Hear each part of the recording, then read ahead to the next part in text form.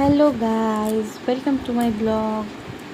তো আজকে রাখি, তো রাখির সকালবেলাটা খুব সুন্দরভাবে শুরু হলো। পুটু বাবাকে রাখি পরালো প্রথম ভোরবেলা। তো ঘুম থেকে উঠে ফ্রেশ হয়ে তাড়াতাড়ি বাবাকে রাখিটা পরিয়ে নিল। গতকাল রাতে বলি রেখেছিল যে বাবা আমি তোমাকে রাখি পরাবো।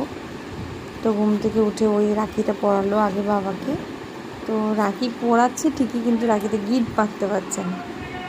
তো কোনো রকমের গিট মেরে পরিয়ে দিল বাবাকে রাখি, এবং তারপরে বাবা ওকে একটা রাখি পরালো। বাবা ওর জন্য একটা হনুমানজির রাখি নিয়ে এসেছিলো। রাখিটা খুবই সুন্দর। তো রাখি পরালো, রাখি দুজনকে রাখি পরিয়ে পুটুয়াল বাবাকে বলছে বাবা আমাকে গিফট দাও, আমি তোমার কাছে গিফট চাইবো, তুমি বলবে আমি গিফট আনিনি। তো এই করে দুজনে মিলে একটু খেলা করলো। তারপরে দুজনকে মিষ্টি করে রাখির পর্ব শেষ। তো আজকে আমাদের একটু বাপের বাড়ি যাওয়ার কথা ছিল, ভাইয়ের শরীর খারাপ তাই, এবং রাখির জন্য দুদিন একটু থাকবো।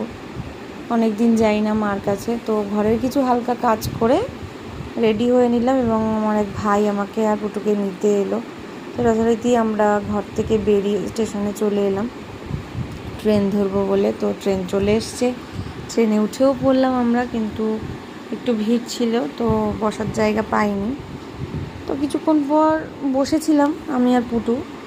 তারপর ট্রেন থেকে নেমে বাড়ির পথে রওনা দিলাম। তো বাড়ির পথে রওনা দেবো, রিক্সায় উঠবো, কিন্তু তার আগে যেটা দরকার মিষ্টি নেওয়ার পালা। তো অনেক রকমের মিষ্টি দেখে এক রকমের মিষ্টি নিলাম, কারণ আজকে মিষ্টি নেওয়াটা দরকার, যেহেতু রাখি খালি হাতে বাড়িতে যাওয়াটা উচিত নয়।